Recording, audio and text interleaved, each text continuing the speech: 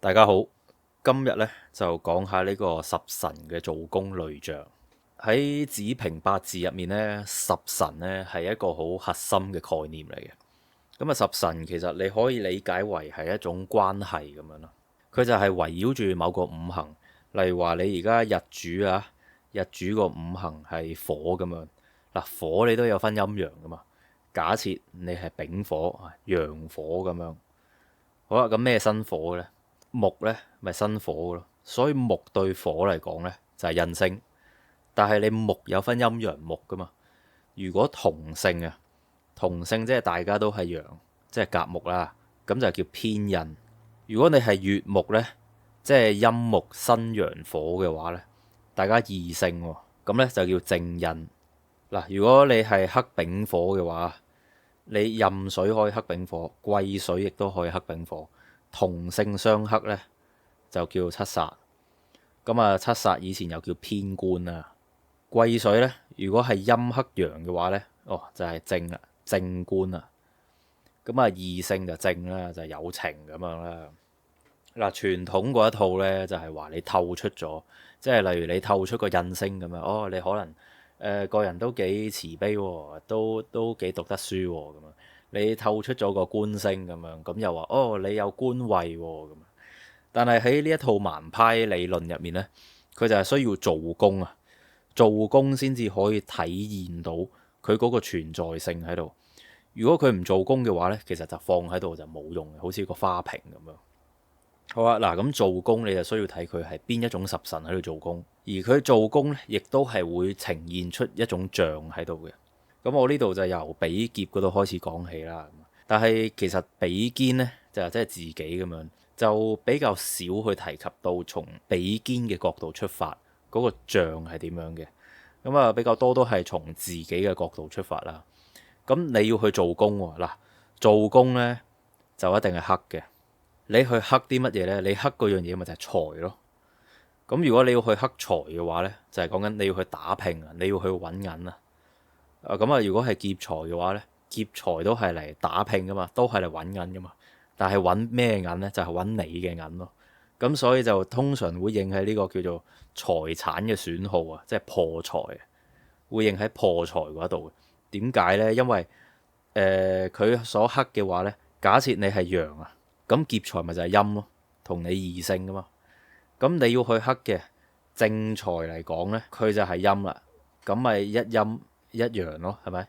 咁但係劫財咧，佢係陰喎，佢係咁樣直接去沖克你嗰個正財。所以咧，應喺破財嗰度咧，即係佢去沖克你嘅正財啊，都係好合理嘅。又或者啦，如果你唔係破財咁啊，你去啟動咗你嘅正財，而你個正財又係有功去做嘅話呢，咁又未必係純粹破財咁簡單嘅。即係你可以係朋友帶挈啊，可以係投資啊，或者你係管住人哋嘅財咁都得噶。因為你劫財，因為嗰啲錢都唔係你嘅，你去做iBanker 嗰啲咁樣，咁你咪劫財做工咯，係嘛？你啲錢唔係流落自己袋嗰度噶嘛。又或者你係即係再激進啲啊，做空頭咁樣，索羅斯咁樣，咁都係劫財、劫奪財富啊，或者係啲錢唔係流落自己嗰度啊，咁樣都係有一種咁嘅象喺度咯。嗱，如果你係男命嘅話咧，劫財咧對男命嚟講咧，個財星咪就係自己嘅情人啊、女朋友啊、妻子咁樣咯。咁如果有其他人啊或者其他力量去沖克呢個正財嘅話咧，咁往往都會代表住你嘅感情有機會變動嘅。好啦，嗱，講完劫財咧，就講正財啦。正財嘅話咧，即係其實財星啊，六親嚟講就可能男命就係妻子啊，咁啊一般都係話個老豆咁樣，但係嗰啲咩父母做工呢度咧比較少去 cover 到，咁啊呢度都係講翻啲大路啲嘅嘢啦。正財我會理解為係制度入面嘅財。即係例如俸祿嗰啲咧，出糧嗰啲咧，咪就係制度入面嘅財咯。咁男命嚟講咧，佢又可以係婚姻嘅喎，妻子咁樣喎。又或者啦，你可以係管轄嘅人事物咁啊。咁啊有一集咧就係話夏仲琪老師咧，佢就有斷過一條命咧，就係去管轄一啲刑名之事嘅。咁嗰條命入面佢嘅財呢就不斷被沖克，所以我都會理解為佢會唔會係管轄緊嘅一啲人事物咁樣呢？所以如果你財星做工嘅話呢，又可唔可以理解為你嘅下屬啊，或者你管轄嘅一啲人，佢去你班僆啊去做工咁樣？好啦，嗱，偏財咧就唔係制度入面嘅財喎，就係橫財，即係好大筆，亦都係有陣時意料之外又有，又或者係佢唔係好跟規矩咁樣嚟又有嘅。咁但係咧，如果你係嗰啲大富之命啊，例如成哥咁樣，李嘉誠咁樣，咁啊正財偏財咧就好難分嘅，因為佢啲錢，例如話你賣間公司啊，賣一個 IP 啊咁樣，咁佢筆數係好大筆啊。你話佢係唔係制度入面，即係佢係跟規矩咁樣嚟嘅喎？但係佢係咪持續咁樣有呢？又唔係喎。咁所以巨富之命嚟講呢，可能正財偏財都係一齊做工嘅。咁啊男命嚟講呢，就變咗情人啦。嗱，點解我上面會話係婚姻下面嗰個係情人呢？就係個正同偏啊。即係你個正就係俾我感覺係一啲好 official、好正統嘅嘢。而你如果係妻子啊，或者係成婚嘅話呢，你用個偏呢，就唔係好直觀可以聯想到咁樣咯。咁所以我就會咁樣去區分佢哋嘅。嗱，好啦，咁啊跟住係印星啦。印星嚟講嘅話呢，正印就係讀書啦、文書工作啦，即係例如你嘅印星不斷喺度喐嘅話呢，你可能就係做老師或者做一啲文職工作啊，又或者你係印授咁樣。咁啊印授即係例如話你要去授權一啲嘢，即係其實都係文職工作咯。又或者你嘅印星係不斷咁樣喐嘅話咧，都可能係一個慈悲為懷嘅人嘅。至於個偏印咧，有個最大嘅分別咧，就係可能偏印佢由於個偏啊嘛，咁佢就係一啲比較叫做偏門嘅嘢。有啲咩偏門嘢咧？術數咯，我哋而家睇緊嘅嘢咪就係偏門，術數啊、玄學啊，跟住宗教啊咁樣。其實以前坊間嗰套咧，你話你偏印居多啊，就比較雜學，學埋晒都係一啲叫做三教九流嘅嘢咁。即係我覺得其實你用翻坊間嗰套你笠落嚟呢，但係加一個條件就係佢要做工先可以體現到嘅，其實都冇問題。咁啊偏印可能就係即係一啲比較偏嘅學説咁樣咯，比較偏門嘅學説咯。好啦，跟住就係食傷嗱，食傷呢都係才華居多嘅，但係我會再咁樣細分佢哋就係個食神呢，由於有個食喺度呢，我又覺得佢同個口部係有關嘅，即係口腹食祿係咪？即係有個命例就話凍餓而死咁樣啦，係咪？咁我就會覺得係食神出問題啊，多於傷官出問題嘅。咁啊，都係因為個食字啦，口腹食祿嗰方面啦。由於關把口事啊嘛，咁所以佢嘅才華嘅性質呢，我覺得係輸出類型嘅，即係你口才又係啦。咁啊，你書寫嗰啲都係輸出類型。女命嚟講呢，食傷都係紫色星噶啦，紫色呢都係要睇翻你點樣去做工去判斷嗰個陰陽性別咁樣。統稱紫色啦，女命嚟講。傷官呢，我就會覺得佢嘅才華係偏向思想類型嘅，即係一啲比較虛啊、比較虛嘅嘢。然後食神呢，就係實嘅，即係你輸出就真係有噶嘛。咁啊，傷官就係比較虛嘅，同埋呢，佢都講到明係傷官啊，去傷你嘅正官啊。咁所以佢亦都係一種打破規矩嘅一種特性喺度啊。咁啊，你如果財星又做工，傷官又做工啊，咁啊，你配合得唔好嘅話，可能就係即係做賊王咁樣嗰啲嘢。嗱，官殺星咧，個正官就係例如話功名啊、官位啊、權力啊、地位啊咁樣。咁七殺其實都係嘅，但係比較常聽到七殺係咩呢？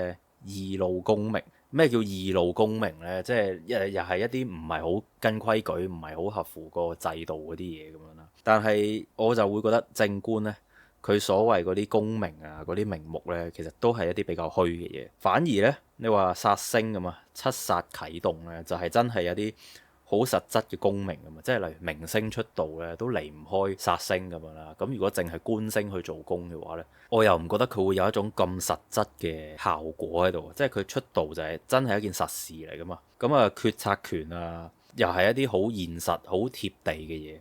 咁你話權力你唔去行權咧，其實都係冇咩用嘅。但係你講緊決策權係真係有件實事喺度咧，係需要你去做決定。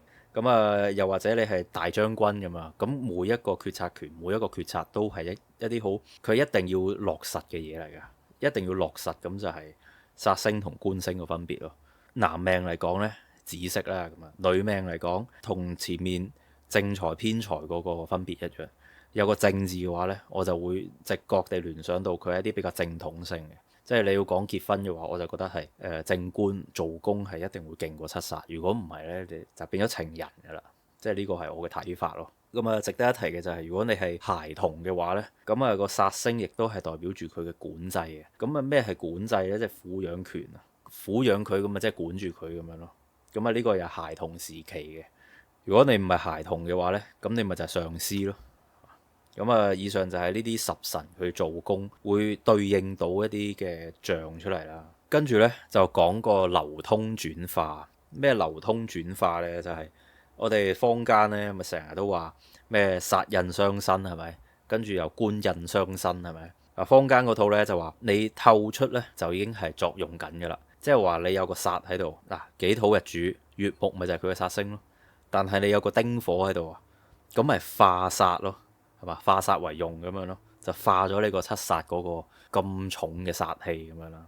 但係呢一套盲派呢，嗱，我括住呢個隱啊，個隱字呢，大家又可以解讀為即係隱聖先生佢提出咗呢套啊隱沒咗好多年、好隱秘嘅一套八字做工學理咁樣啦。就提到話要做工呢，先至係作用到嘅，做工即作用啊。咁我哋嚟睇一睇個分別啊。個例子啊，殺印傷身，頭先都講到啦，坊間嗰套。你有個殺星，你中間整個印星喺度去化咗佢呢，咁就冇問題噶啦。但係如果你話係盲派做工嗰套呢，我哋睇一睇呢一度，又係己土日主啦。呢度我哋見唔到個殺星，但係其實係有嘅，兩個庚金合飛，一個乙木啊嘛，大家應該仲記得嘅。咁呢個乙木咪直接去砌佢個己土咯。咁你淨係有殺星呢，係唔係就代表話你有嗰個決策權啊？你係一個大將軍啊？你係全國最高領導人呢？咁樣唔係嘅。我哋見到呢一度有個丁火啦，係咪？但係丁火佢有個辛金喺度咧，咁啊己庚辛咁樣，個丁火就要去克呢個辛金咁樣啦。丁火之於己土，咪就係印星咯。佢嘅印星有喺度喐嘅時候咧，咁佢個殺星又喺度喐啦，咁咪就係叫殺印傷身咯，就將殺嗰股能量轉化落個己土嗰度咯。但係如果你話冇個辛金嘅，咁佢個地支都有噶嘛，佢地支有個巳火喺度，巳火又係印嚟噶嘛。巳火去點樣做工呢？戌亥黏連噶嘛，佢咪要去打嗰個亥水咯，要去衝開個亥水咯。咁所以呢，佢個巳火佢嘅印星呢，亦都係做緊工嘅，又係有殺星喺度啦，有殺星做緊工啦，跟住又有印星喺度做緊工啦。呢一種呢，就係叫做做工即作用，點樣應用落呢一個流通轉化嗰度？嗱，我哋又可以諗一諗咧，假設佢呢一套做工嘅學理真係成立嘅話呢。點解坊間傳統嗰套好似時得時唔得，時靈時唔靈咁樣呢？嗱，我舉咗以下呢三個情況出嚟啦，咁我哋可以有啲猜想嘅，就係喺咩情況底下佢係靈，咩情況底下佢唔靈呢？咁啊，第一個又係殺印傷身嘅例子啊。傳統呢，殺印傷身頭先都提及過啦，你透出咗就可以作用噶嘛，就可以化煞噶啦嘛。而家我哋丙火日主。佢嘅殺星咧，壬水咁樣啦，咁啊有啲人會話啊，你丙火見壬水喎，日照江河啊，咁如果你個丙火啊，你殺印傷身啊嘛，你要見到印啊嘛，嗱，你見到個乙木，你見到個甲木，係咪有個印喺度啊？咁我哋再調一調啲嘢啦，甲乙丙，嗱，個丙火就係日主，前面係咪有嘢楞住啊？咁樣個壬水打落嚟嘅時候呢，其實佢咪就係做緊工，係嘛？壬水做緊工，打開呢個丙火咯，亦即係話丙火呢，佢其實係黏連合困啊，佢係招緊個壬水去做工啊，咁所以咪好咯，你做工咪就好咯，你有工啊嘛。但係如果今日係丁火日主咁嘛，咁佢個印星係甲乙，咁甲乙丁呢，佢又唔係黏連嘅，佢又唔係受困喎，咁佢招呢個癸水去打落嚟嘅時候呢。佢係唔係做緊工嘅呢？嗱，咁呢個情況點算呢？係咪真係遇到呢啲情況啊？個日主冇黏連冇受困嘅情況，佢就唔係殺印傷身啦。應該係話佢做出嚟個效果就即係如果你個個都殺印傷身嘅話，咁啊即係個個都李嘉誠。嗱，第二個情況呢，一殺制群比咁樣啦，己土日主，咁啊比劫呢一定係黐埋自己嗰度噶啦，即係你一係戊土，一係己土嘅，咁你一定係黐住個日主噶嘛。咁所以呢個日主佢係咪本身啊，就係一係就伏吟，一係呢就黏連，無論邊種都好啦，佢都需要個乙木去解救佢嘅，即係佢都會招咁個乙木。咁佢呢個乙木呢，其實咪又係做緊工咯。你一做功嘅話，其實咪又係有好嘢咯，個效果咪又係好咯。第三個呢，就例如話食神制煞咁樣，而家丁火喺度，咁丁火嘅食神係乜嘢呢？己土啊，佢嘅煞係乜嘢呢？癸水。而家個食神去制煞嘅時候呢，先唔好理個甲木可能會合住呢個己土咁啦。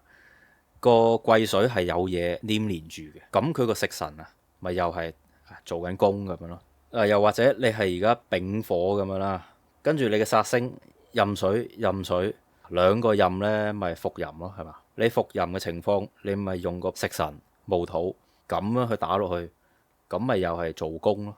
而且你個煞星呢，如果係強旺嘅話呢，坐住神出土啊、灰光啊咁樣，又係強旺噶嘛。咁你個戊土啊，做個功咪更加大力咯，係嘛？個效果咪更加顯著咯。呢啲就係一啲嘅猜想咯。咁會唔會嚇？即係你係需要有呢啲咁樣嘅條件，先至可以令到 so called 傳統坊間嗰套呢係叫做可行嘅，係 work 嘅咁樣。會唔會係咁樣呢？呢個係一個小猜想咁樣咯。好，咁今條片去到呢度。